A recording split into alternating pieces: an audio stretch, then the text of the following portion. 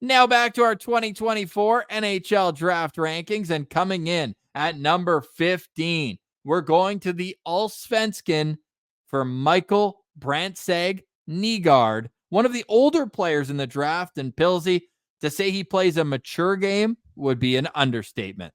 Yeah, I love the way this kid plays, Ross, and we'll get into that for sure. So, in the Allsvenskan League, in 41 games, he had 8 goals, 10 assists, good for 18 points. Now, maybe you're saying 18 points in 41 games. That doesn't really jump out of the page to me, and that's fine. But consider that's in the Allsvenskan League. In 5 games at the World Juniors, 5 points. And then Norway had their coming out party in the World Championships, and he was a big part of that. 5 points in 7 games.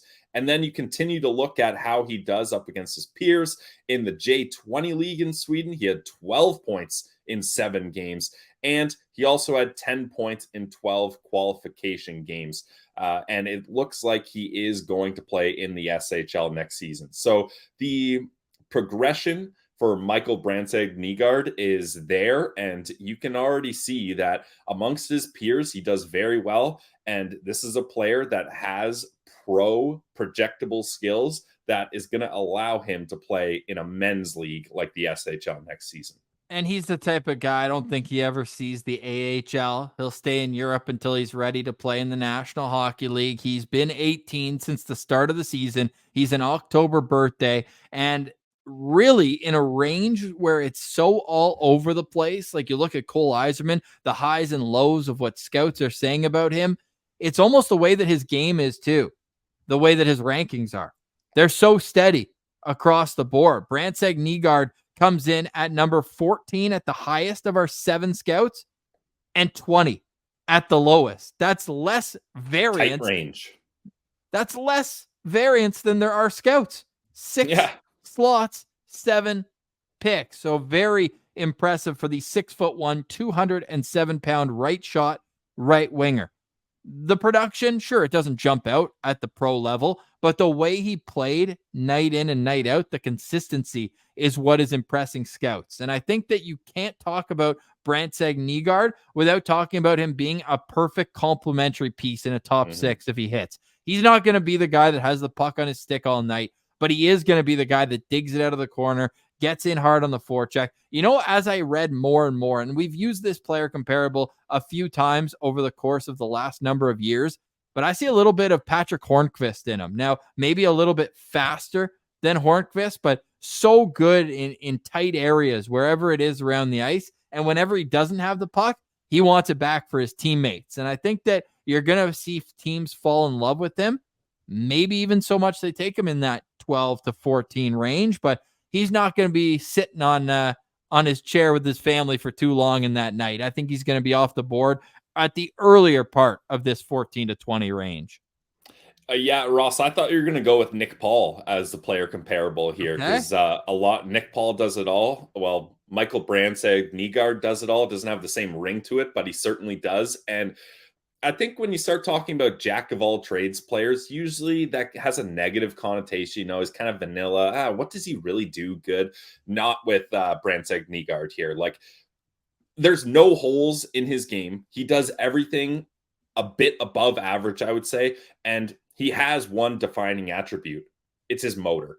Like, this kid battles. He explodes off the bench. EP does their awards in the draft guide. EP awarded him second best motor, second best power forward, second best two-way forward, and 5th highest floor. So already you're getting a sense of where this player is going to be. Like, this might be, well, no, this is of players we've covered so far. I have full confidence guaranteeing he will play in the NHL one day because he's so versatile. There's so many different ways coaches can use him. I really liked EP's Film Room article by Lassi Alnanen, and he says he's arguably the best forward at applying pressure and forcing turnovers in the offensive and neutral zone, while also being one of the most physical in his class. Like, the clips that Lassi was showing in this article, it's like it's like a shark with blood in the water. As soon as Brandsegg-Nygard sees the puck, he is obsessed with getting it. Like, he doesn't, some players will be like, okay, I'm going to play my zone here, make sure I'm covering my angle, make sure I've got my guy. No, he is going for that puck. And even if, Ross, it's a line change, he's exploding off the bench. Some players that get on the ice, you want to take 2-3 strides, scan your area, get a feel for how the shift is going. Nuh-uh. He's exploding off the bench and hounding down whoever has the puck. And it's not like a try-hard move where he's just trying to look good for the coach. He's effectively using his stick. He's angling the players wide or to the corner so they have nowhere to go. They have to push that puck up against the boards. And then he's going to beat you in that puck battle almost every single time. Like, there's just so many things that Brandsegg-Nygard does so well that NHL teams, scouts, and coaches are going to feel so good about having this guy in their franchise. They will, but will they be getting the highest upside talent available where they pick him? That's the question, I think. Is he going to be a 60-plus point guy in the NHL? With the right line mates, maybe. But I don't know if he's going to be a driver to that extent. And maybe that's where a team that needs like a Senators, let's say, I know that he would still be their top prospect. There's no doubt about that. Oh, yeah. But when it comes to Brandsegg-Nygard, it's that you don't get the same pop that you would from a Cole Eiserman who scores a goal per game at the level he's at now. And you can almost like close your eyes and be like, okay, well, I can see him, lighting up and being a night in, night out difference maker on the scoreboard. Whereas I think Brandsegg-Nygard would be the perfect pick for a team. And this is almost too easy of a projection, but Detroit picks right in this range. Oh, yeah. They have their high-end guy. Like, imagine, I know they're both right wingers, but you could play around with that. Like the high-end talent of a Lucas Raymond on one side. Not that he's not a hard worker, but then that dogged pursuit mentality that Brandsegg-Nygard has. And I think you could see a very successful line having these different ingredients. But he's certainly, like, he's your black pepper. He's a very important part of the spice cabinet, but he's not one where you get everybody fired up when they taste it. They go, "Oh, you pull out the cumin again? What's going on here?" No, it's very meat and potato style of hockey, but with a little bit of seasoning on there. So I like the player a lot. How are you for Sens stars? The highest ever, I heard. Yeah, well, just a couple more things. I really like in that EP article, I referenced the film article.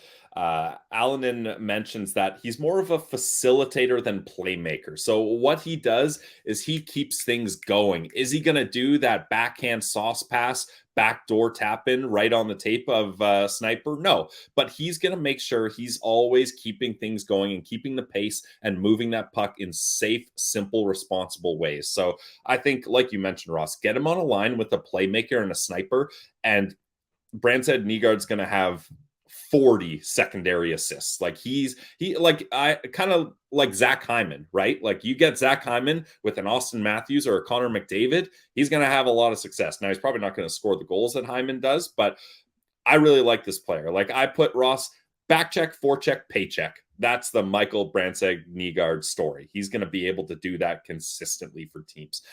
I've got him as a 4.5 stars, Ross. So what I'm saying with that, kind of like my 3.5 stars, really, in my eyes, he's a 5-star guy because there's no holes in his game. But I'm very certain he's going to go somewhere from 10 to 18, as is reflected by our rankings.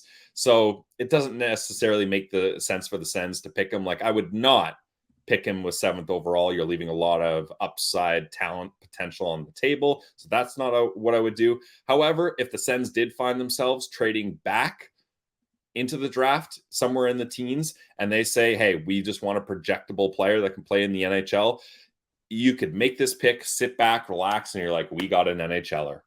Everything else, now let's go for some home run swings on the rest of our picks. So that's the intrigue to a player like Michael Brandsegg-Nygard. He's a very old Sens regime type pick. Athlete, compete, works hard, forechecks, all of that. But can he be that offensive pop type player as well? Time will tell. But if he's playing with great players, who's going to bet against him? If you do, he's going to be the type of guy that works even that much harder to prove you wrong. He comes in at number 15 on our Locked On Senators NHL draft rankings with an average rank of 16.6.